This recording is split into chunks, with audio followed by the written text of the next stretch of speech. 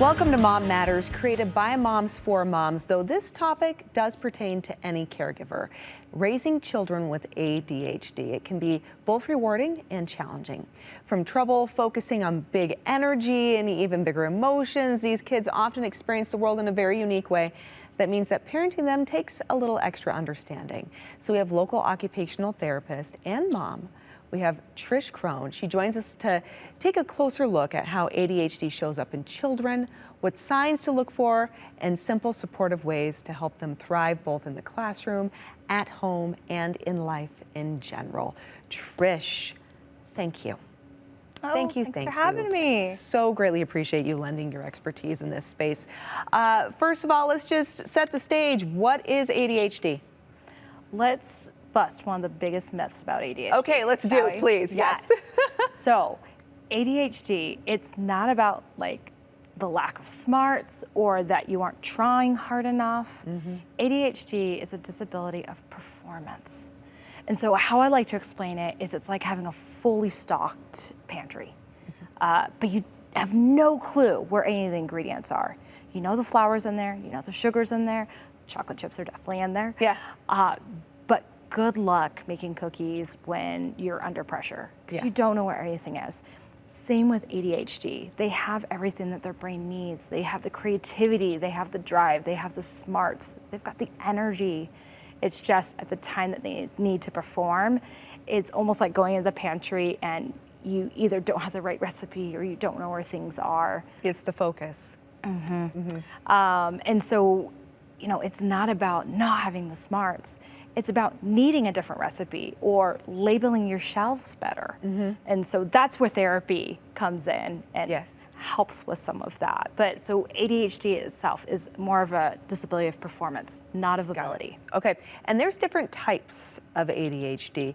Let's talk about how they show up differently in individuals, because there was a time in my generation where it was pretty cut and dry. You know, there's ADD, you either got it or you don't, and here are your symptoms. If you don't have those symptoms, then you don't have it. But it's kind of different, right? We've learned a lot more. So there's three types. So the inattentive, and I think that used to be kind of considered the ADD because we didn't have the hyperactivity in it. So those kids tend to daydream more, zone out, but they're really well behaved. So a lot of times they go under the radar, but they still need help with connecting their energy level to what they're doing. Then you have the hyperactive impulsive. That's what most people think of ADHD is constant energy on the move, bouncing off the walls, being very like disruptive or constantly talking. And so that's how that one presents. And also then the third type is combined. So that's a mix of both of those. Speaking of what, you know, what they used to think like girls don't have ADHD. But what most girls have is inattentive, and there's a lot of internal struggle that wasn't getting addressed. So it's important to note that that's changing, but even as a parent, looking at what your daughter's going through, is she struggling still? Yes, because we talk about this all the time. Parents, we have an instinct. You have a parent gut, right? We have our mom gut. We know when something's different and when something's up and when you can't put your finger on it. This might certainly be something to consider and look at, right? Like your child may be high performing in the classroom, doing really, really well, but you may notice something different when it comes to social cues or something just like a little different when it comes to organization, right? Like losing stuff all the time. Or how is it that you can memorize this whole monologue, but I can give you 3 tasks and you can only do 1? What is happening? We're going to talk more about diagnosis and what that means for your child, and also I want to say for the parent as well, because there's a lot of reassurance that comes with that. Let's talk about challenges, though, of getting diagnosed with ADHD because of the fact that sometimes, you know, it's hard to know. Yeah. Right? Yeah, and there are challenges with getting diagnosed. So it's not like going in and getting a blood test and, oh, you have ADHD. Yeah. It's a clinical diagnosis, which means it takes time. So you look at behavior patterns in different environments over a period of time. And so you're talking with parents, you're looking at teacher observation, and what a clinician is doing, a skilled clinician, is that they're putting together a picture and to know what's best for the child. They're gonna rule out things like anxiety, autism, learning disabilities, sleep problems, because those things can also look like ADHD. And they wanna make sure that that family has the correct answers. So it takes some time. Another challenge could be insurance cost. Often insurance doesn't cover ADHD in a comprehensive evaluation. So some families who are like, well, my kid's doing well enough in school, may skip that process. And some of these kids, especially for kids with inattentive, they might not get diagnosed until later in childhood or early adulthood. Yeah, and they're like, wow, I wish I had known this sooner. And then last, that challenge of there is that stigma in our culture about, oh, he's got ADHD. And parents are like, I don't want people to see that over how great and wonderful and awesome my child is. Yeah, they don't want to have a label. Let's talk about the difference between ADHD and autism. Yes. So I get that question a lot because initially they both look similar. And a lot of times they get lumped together. But when you dive below the surface of it all, they're very different. So how I like to explain it is, so for a child with ADHD, it's like putting together a puzzle. You have all the right pieces, you've got the box as a guide, and you know how to put the puzzle together. In fact, you've done other puzzles. It's just your brain kind of gets up, walks away, takes 5 different breaks. Yes. You start another puzzle in the middle. Start like 5 puzzles all of a sudden. You're like, oh, wait, I need to finish that one. It's not about ability. It's about performance. Versus a child with autism. Now it's like putting together that puzzle when the picture on the box doesn't even look like what everyone else is seeing. The puzzle pieces look different. The rules feel different.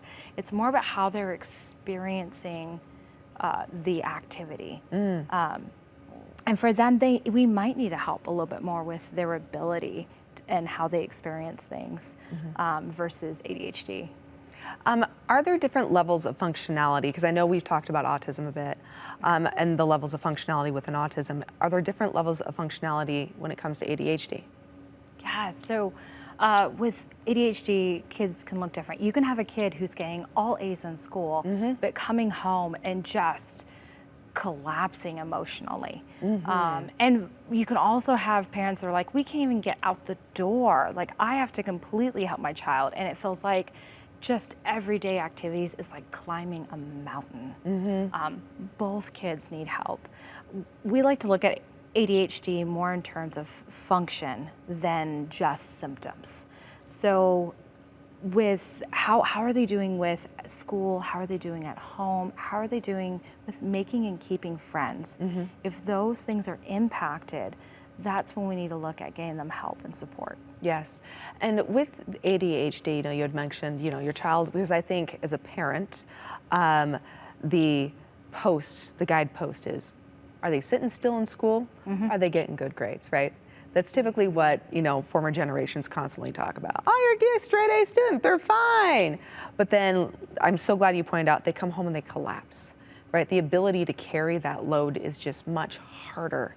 And then there's, maybe the challenges with socialization. I'm so glad you pointed that out, right? Because that is really essential and important to the functionality and the thriving of a young person. And it's not just about performance in the classroom, it's about performance in life and well-being, which includes mental and emotional health. And with ADHD, would you say that anxiety and depression can sometimes be their best friend? Oh, definitely. Yeah. Definitely, because you're always feeling behind. I tell kids all the time, like, does it feel like you did all of the work and got none of the credit? And they're like, yes. yes, that's how exactly it feels. They're like, I spent hours on this project. Why didn't I get an A? Yeah. Or why did the teacher mention Susan's project over mine? Like, this is the hardest I worked on it. There's actually been a study done in somewhere around 2004, 2007, where they had an MRI machine and they put kids in that had ADHD and kids who didn't have ADHD in. And the kids with ADHD, all they had to do was tell them, sit still, and their brain lit up. And kids who didn't have ADHD, their brains only lit up when they were asked questions. So what they realized is just sitting still or just being in the moment for some of these kids is so much more work than someone who doesn't have ADHD. So when you talk about like, it feels like I'm working 10 times harder, that's why. Not only are you working on problem solving, but you're also working on just being in the moment. Yeah. So much more than someone who doesn't have ADHD. Yeah. What are the ramifications if a child doesn't go diagnosed? Because we talked about the challenges, right? Like there's a process, which then you can run into insurance issues and affordability and even just the ability to have an answer. And then there's also the stigma. But what happens though if a child goes undiagnosed? What can happen? And you mentioned like the anxiety, depression, constant struggle in schools, constant conflict in the household, and just overall their self-esteem is getting lower and lower. And so especially they've gone through their childhood feeling like I'm behind, I'm dumb, I'm not good enough. So if you hear your kids saying things like this, that's also another red flag that we need to look into this and see what's going on. But if they're feeling this way, then they grow into their teen years, and now, because they have more autonomy, now some of them just give up. Some of them start engaging in riskier behavior.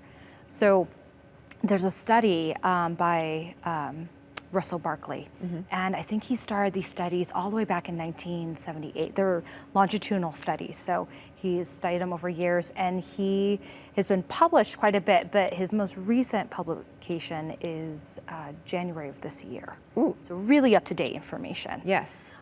What he and his colleagues found was an individual with ADHD who is not had any treatment or was treated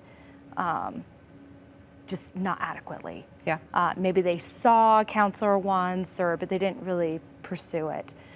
What they saw is that these individuals actually had a 12 to 20 year reduction in life expectancy. Wow. Yeah. 12 to 20 years. Yes. And that's terrifying to hear as a parent. And the reason is because of the risky behaviors. Yes. So reckless driving. The impact then on kind of mental health, if you will, which then leads to poorer choices in life, which then can impact the longevity and the outcome, right? Because you're not making healthy choices. Yeah, he saw a lot of chronic health issues that were like the self-neglect of health care. And probably trauma also feeding into that, right? Because then you're lacking the self-belief and understanding, and you're questioning why you have that inner thought of I'm not enough, right? I'm not good enough, because you're not understanding why you can't fit in the way that you think or that society thinks you should. Trish, this is huge. We're going to take a quick break here. When we come back, we're going to take a little deeper dive into a parent's role in raising children with ADHD, so stick around. We're continuing the conversation about children with ADHD and what resources are available to help kids and families.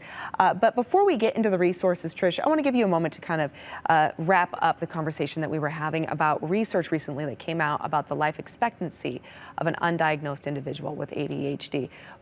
There's a mention anywhere from 12 to 20 years life expectancy being kind of cut short because of the ramifications of mental health and trauma and possibly not making the right decisions and chronic health that can crop up, which then feeds that potential for 2 decades being shaved off a person's expectancy. But finish that though, because that is a little bit of like a, oh my gosh, for parents, right? There's also good news for Okay, what's the good news, Trish? Yes. Okay. So what he found was individuals who had ADHD, who did have appropriate treatment and help and support, they gained 9 to 13 years back in their life expectancy. Oh, wonderful. So they were able to claw back that time. Okay. Which is great. And why it's important to look at this isn't just your child isn't organized, or maybe they're having a little bit of trouble with friends. It's actually more about giving your child more days ahead. Yes. And so it's important to get those supports in place. Absolutely. Okay, so let's help parents. First of all, signs of ADHD, and what should parents suspect though, or what should parents do if they suspect that their child has ADHD? So give us the signs and give us the actionable things that we need to do. Yeah, so kind of some real life implications is your child is always on the go. They're climbing up everything. It just seems like they have a lot of bursts of energy. Another thing is they're constantly losing everything. Their shoes, their jacket, lunchbox, dignity, you name it. Like, yes, seriously. we're losing it. Also, just not being able to take in instructions. It's kind of like they tune it out, and you're like, what's going on? And then also just that I can do it, but I'm not doing it. So that inability to like finish a task. It can look like laziness, right? Can. Where they're really high focused on something and do really well over here, but then you give multiple tasks, and then all of a sudden it's like one thing gets done, but everything else kind of falls apart. And it's like, well, why aren't you listening to me? Are you being defiant? Like, what is happening? It's like, no, I'm really trying. Yeah. I'm really trying. And then there's that level of frustration Yeah. and then this disappointment and then this, Well, yes. also like, why can you draw Yeah. your anime pictures for hours, but then when I ask you to do 15 minutes of math homework, Yes. we're on the floor, melting down, and that's another sign too. Big emotions over small things. Okay. In fact, that's one of the biggest red flags. Okay, got it. It's that emotional regulation that we talked about earlier. Okay, we did talk about the challenges of getting diagnosed, but really, where should a parent begin? So if you suspect your child has ADHD, well, one, trust your intuition. Okay. Right, like not mom gut. Next is write things down, but like specific things, not just he's hyper, but it takes 45 minutes to get socks and shoes on. Yeah. Or her teacher says she's sweet to work with, but zones out a lot. Or another example would be every evening when I ask him to do math homework, he melts down. Those are things your doctor's gonna wanna hear. And then once you collected your thoughts and all your notes on that, also go to their teacher and say, are you seeing some of these things at school too?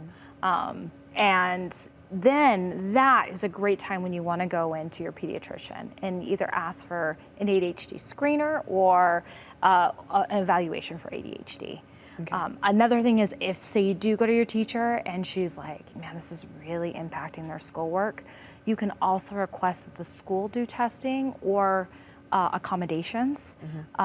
Just make sure that you do it in writing, which also includes like an email to the school, and they can also help assist you too. Okay. I want to talk about the role of occupational therapy and resources, ways that we can really help parents set their children up for success with this. We'll be discussing that when we come right back. Welcome back to Mom Matters. We are discussing ADHD. Joining me right now is occupational therapist and mom, Trish Crone. Trish, let's talk about ADHD being hereditary. Is that a truth? Yes. So 70 to 80% of the cause of ADHD are genetics. Oh. So and often parents will say like, hey, I deal with that too. Yes. And they wonder, maybe I have ADHD. A little self-discovery taking place in there. Yeah. So now they get to find strategies for the whole family. Yes. Which is great. Yes, it is. Okay, so is it something that a child can actually outgrow? Let's talk about, ADHD and the development of the brain, because that's actually a huge part of what this is, right? Yes. Okay. Yeah, and that's another thing. People kind of assume like, oh, they'll grow out of it. The truth is, they don't grow out of ADHD, but they do grow more into their brain. So the prefrontal cortex right here doesn't fully develop until we're about 27 years old. So yes, your brain is still developing. A lot of life happens before 27 though. So we still need support. But it's not like this magical rewiring and we don't have ADHD anymore. It's because as we've grown and we have those supports and tools in place, we've learned how to manage our ADHD better over time. Some people, they've managed it so well that they don't even meet the criteria for the diagnosis of ADHD. And some still struggle with it, but they feel like it's a lot more manageable. Yeah, it's something that they're able to continue to still thrive. And they're not strongly the way that they did. Why does research both show that medication and therapy for ADHD is the most effective? It's not just choosing one path or the other. Yeah, so that's a really common question I get is either, hey, we just started medication, things are going well, do we really need to add therapy onto this? Or the opposite, I get where they come in and say, we want to explore every possible avenue before even considering medication. And here's what I always say. So research supports both medication and therapy. How I look at it is, so picture a child who's struggling with reading. Medications like the glasses. You give them the glasses and it helps their brain to see more clearly, they're more focused, they're able to manage emotions better, less impulsive behavior. But just like how glasses don't teach you how to read, medication can't teach skills. That's where therapy comes in. Therapy is the reading lesson, right? So we're looking at how do you manage frustration, how you deal with friendships, how are you be more confident in your skills, how do you organize your life? So that's where you can see medication and therapy together, they really help. Yes. They go hand in hand and are necessary, right, to take advantage of the new skills and be able to actually implement them to the best of your ability.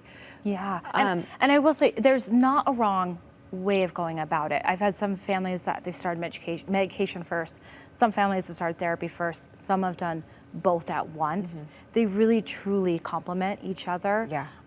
And if you guys are considering medication at home, please always talk to your pediatrician or primary care doctor. Yes, and then occupational therapy. Let's talk about that and its role with ADHD, right? Because it is very profound and different too. We talked about how ADHD, may have anxiety and depression attached to it. So clearly you'd be probably going to someone who does cognitive behavioral therapy, which is important. But what occupational therapy teaches is different. And it's those life skills, right? It's like, how do you manage life? It's not just about emotion. It's about, okay, here's how you get your schoolwork done. Yes. Here's how you do laundry. Yes. And what I find is incredibly important for parents to understand too is not only for the child, but the importance for a parent to understand their role in helping their child thrive with ADHD, because it is a massive role. It's a very big role. Yeah. Yeah, really big. I always tell families that, are you really going to walk a tightrope if there's no security net? And that's what some of our kids are asked to do when they feel like, I'm behind, mom and dad don't have my back, my teachers are against me, no one understands. No one's going to try a new technique or a tool if that's how they feel. Yeah. So it is important the whole family is involved. Yes. In the whole process of figuring out, how do I help with their focus and attention? How do we organize things? What's mom's role? What's the child's role? Yes. And occupational therapy brings it all together and gives that guidance and those lessons, which is what I think is so profound for families to understand and know. Trish, give some resources. Where's some great places for families to go in addition to, their local occupational therapists like yourself? But there are some really great websites, right? Yeah, so you've got chad.org is a really great one. They've got some really good practical real life application type ideas for families and what they can do. You've got understood.org, which breaks down ADHD really, really well. And then you also have Attitude Magazine with a capital ADD. They've got some great articles for families to follow. And there also are some IEP and 504 advocacy guides as well. Ooh, wonderful. Trish, any last thoughts you want to share with families watching? There is always hope, and don't do it alone. no one in this life Yes. makes it alone. No. So find your team. If you're feeling overwhelmed, rely on someone who just helps simplify it. And that's what's important. But as a mom and a parent, everyone that I've met that has a child with ADHD is doing a fantastic job. No. Really fantastic job. You're doing a fantastic job. If you learn anything from this, hang in there. You're doing a fantastic job. You are not alone. And there's always resources and people are always willing to help, like Trish. Trish, thank you. Thank you, thank you. So appreciate you. And I know we're going to see more of you as well. There's Thanks plenty for to having talk me on. about with Yeah. you. Yes, yes. And Trish, where can people go to learn more about you? You can go to shinetherapies.com. I'm sorry, timetoshinetherapies.com. And that's where I'm at. So, Excellent. Thank you so much. Really appreciate you. thank you.